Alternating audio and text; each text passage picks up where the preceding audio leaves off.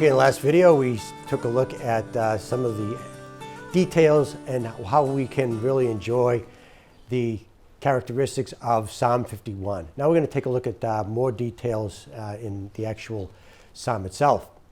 Now the beginning of the psalm attributes the psalm to a specific scene in the Bible, and that is when Nathan approaches David after he had sinned and taken the life of Uriah the Hittite, which was the husband of Bathsheba. Now we all know that, so the context of this prayer is in light of David's sin, this particular sin. Now up to this point, David has been very faithful, he's been a great king, and he's been very loyal.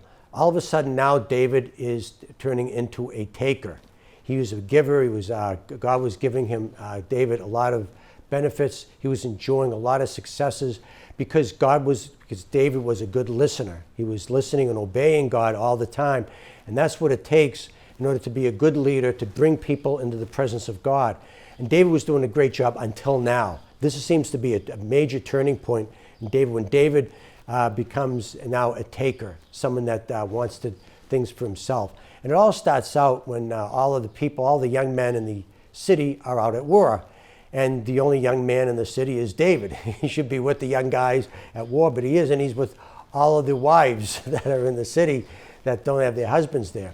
So there he is, checking out all the women, and one is taking a bath, and the next thing you know, they come together, and then Bathsheba announces to David that she is pregnant with child. Now this promotes a possible great scandal if it is revealed to the people. So the way he's going to deal with it, he's going to ask the husband to come to a party and try to convince him to go back to his wife at night so they can have relations, and that should take care of the problem. But that doesn't, because Uriah is very loyal to the guys. Now Uriah is not even a Jew, okay? He's not even he's an outsider, and he's obeying the laws better than David himself, which is really what the contrast is.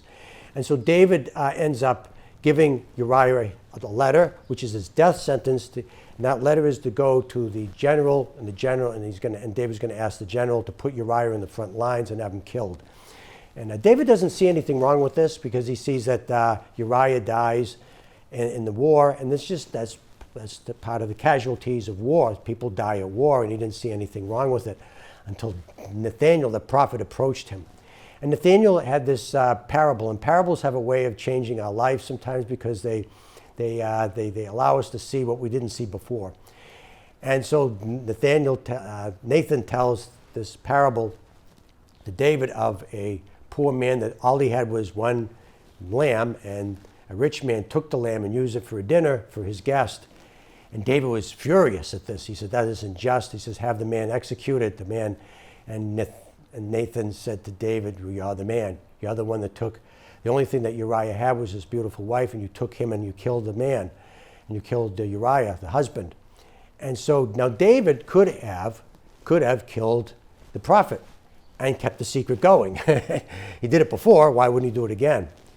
But he didn't. This time he repented. He saw his guilt. Because he saw his guilt, he would realize that the parable had kind of broken that I didn't do anything wrong, to now he took the veil away, and now he can see his guilt, and be seeing his guilt, now he turns to God. And this prayer is the occasion of that turning back to God. And so what David is really asking is, he acknowledges his guilt, he acknowledges that he has failed God, but he's also asking that God will forgive him. And it's kind of bold. It's a bold statement to God, asking God. But what David is really doing in this psalm is he's pleading toward God's promise, because God promised to be steadfast, to be merciful, we can always turn back to God, to be God, in God's presence again.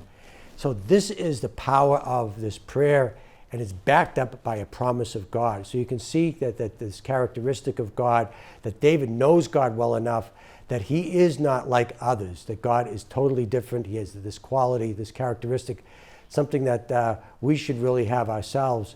So David knows God, he has experienced God in his life, and now he is now turning to God in this time where he really needs God. He's really dependent on God in his mercy. Now, when we read the psalm again, we are in the same situation. We have offended God, we've turned our back on God, and now what we're doing is we're exclaiming to God, and we're presenting to God in our praise that God is so much different from us. He is merciful in his judgment. He is kind toward us. And he will take away the burden of that guilt, the burden of the consequences of the sin. He lifts that so we can be, again, happy and truly be in God's presence.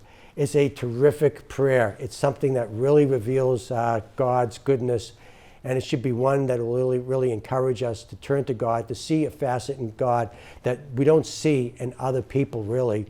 And we hope to maybe someday see it in people, but really it is God who is the just judge, and that we're turning to God in that. So now in the next video, what we want to do is we're going to look at someone that is unrepentant. What happens when somebody does not repent and has sin and is an evildoer, does not turn to God. And so that is going to be the next Psalm, Psalm 52.